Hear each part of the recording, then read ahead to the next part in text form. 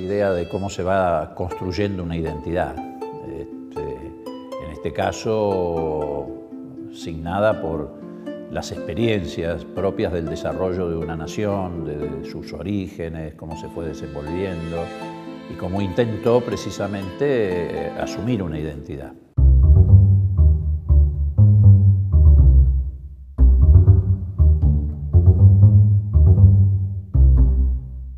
Creo que, bueno, en el caso de nuestro país, de la Argentina, hay un hilo conductor precisamente desde el mismo momento de la formación de la nacionalidad, ¿no?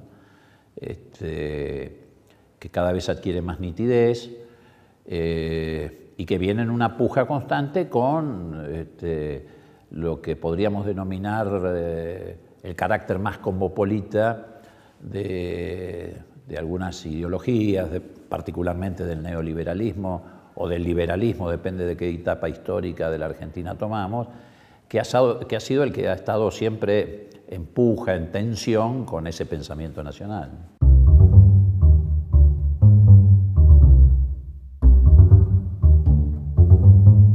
Y yo creo que fundamentalmente el que está vinculado a ganar autonomía en el campo del desarrollo económico. Me parece que la autonomía política está relativamente consolidada, digo relativamente porque siempre también hay que estar cuidándola, protegiéndola de quienes pretenden someternos a los designios de los poderes fácticos.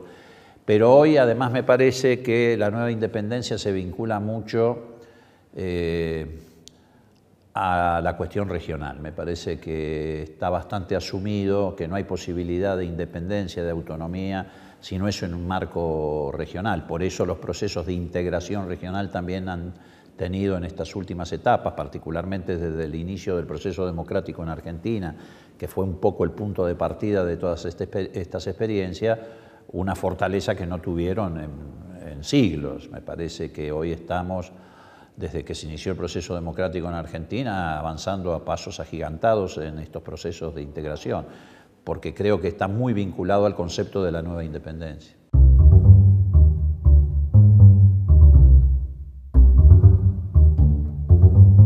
El radicalismo fue el que trajo a la sociedad argentina la idea de la soberanía popular. Si hay algo que lo ha distinguido es precisamente que fue la herramienta que permitió la incorporación del pueblo a través de una forma de expresión política que es la democracia a la toma de decisiones. Y eso a su vez después trajo aparejado el protagonismo del pueblo en la toma de decisiones, avances en otros campos que también de alguna manera el radicalismo se apropió en una determinada etapa histórica, el tema de la educación pública, la reforma universitaria, una política exterior independiente. El radicalismo, si hay algo que ha mantenido a lo largo de la historia mucha coherencia, es en el desarrollo de una política exterior de carácter independiente, desde que Irigoyen en el 19 dispuso retirar al embajador argentino en la Sociedad de las Naciones porque los vencedores estaban imponiendo condiciones inaceptables a los vencidos, hasta Alfonsín parado frente a Reagan en los jardines de la Casa Blanca, diciéndole que la democracia argentina no iba a aceptar una invasión norteamericana a Nicaragua. Vos tenés todo. Digo, pero todo eso tiene un origen, y el origen es que el radicalismo le abrió las puertas a la soberanía popular en el año 16.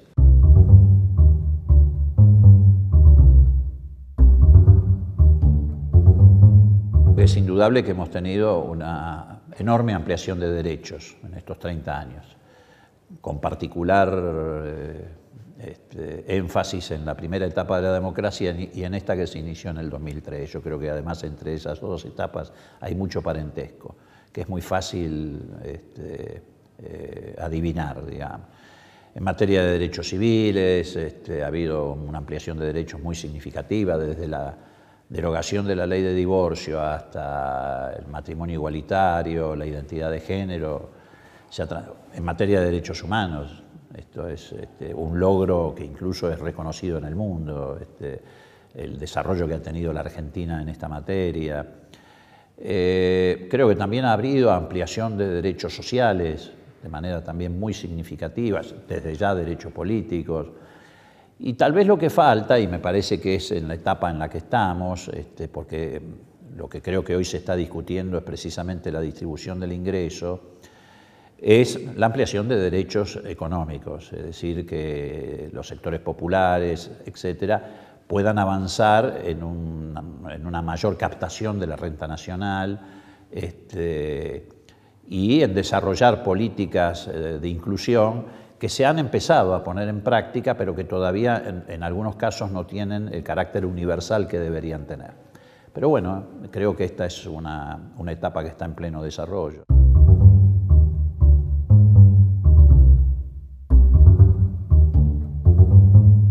El gobierno de Alfonsín puso en marcha una transición democrática no pactada. Por esa razón tenemos 30 años de estabilidad democrática. En realidad, muchas veces habíamos intentado estabilizar la democracia y tantas otras habíamos fracasado. Esta vez no fracasamos porque el alfonsinismo supo leer correctamente la realidad en 1983, advirtió que se trataba de una elección de ruptura y tuvo muy en claro que si no se apoyaba el proceso democrático en los pilares de memoria, verdad y justicia, corríamos el riesgo de volver a retroceder o de perder la democracia.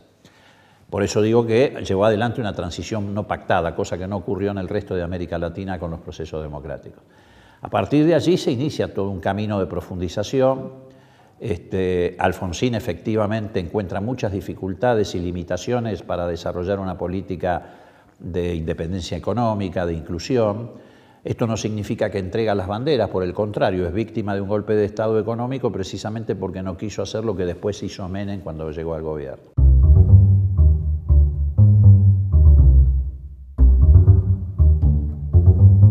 Después el radicalismo, como le ocurrió al justicialismo, se vio fuertemente influido por la ideología de la década del 90, ¿no? Por ese proceso de despolitización que vivió la sociedad argentina, por ese reemplazo de la política por la telepolítica, de lo colectivo por lo individual. El radicalismo no escapó a eso, como no escapó el justicialismo.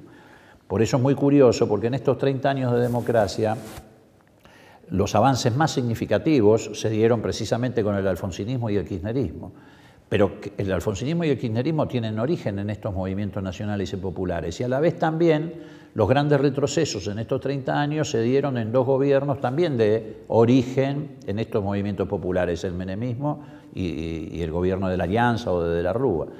Lo que me parece que nos debe poner a reflexionar acerca de que estas tradiciones o estas culturas políticas tan fuertes como son el peronismo y el radicalismo juegan y siguen jugando un papel preponderante, pero depende mucho de quiénes la conducen si los procesos democráticos se pueden o no profundizar, o por el contrario, implican un reflujo en una determinada etapa del desarrollo democrático, ¿no?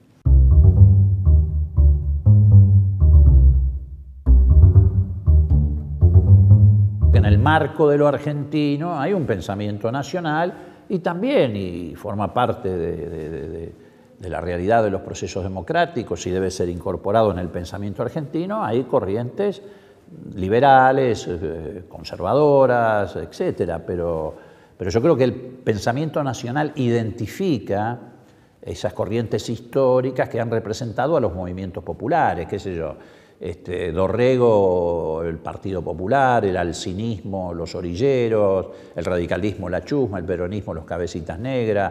Hay un componente, visto desde lo que ha sido la estigmatización que en general los sectores conservadores han hecho del pensamiento nacional, hay un componente de pensamiento nacional, probablemente enmarcado en un pensamiento argentino que es más diverso, más plural.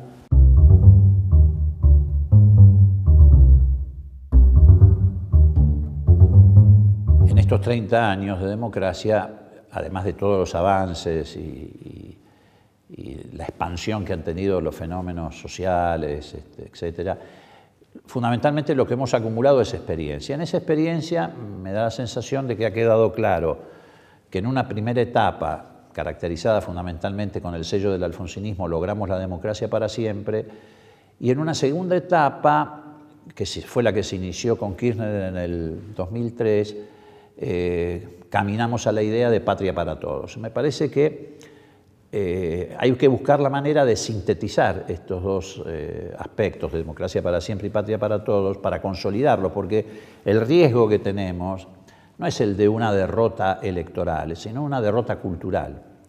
Y la manera de evitar esa derrota cultural es sacar una experiencia de todos estos 30 años de democracia y ver de qué manera eso encuentra un espacio común, una síntesis, que no nos haga volver a la pelea hacia el interior de nuestras corrientes políticas, en donde los sectores de la derecha desgastamos los sectores progresistas desgastamos buena parte de nuestro tiempo peleando con nuestros propios adversarios en el ámbito de nuestras corrientes partidarias.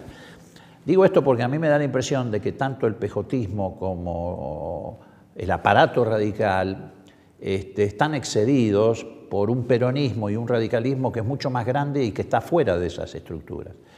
Y bueno, la cuestión es cómo eso va sintetizándose, reitero, para no sufrir una derrota cultural. En nuestro caso la sufrimos en el 89 y sobrevinieron 14 años de neoliberalismo salvaje, ¿no?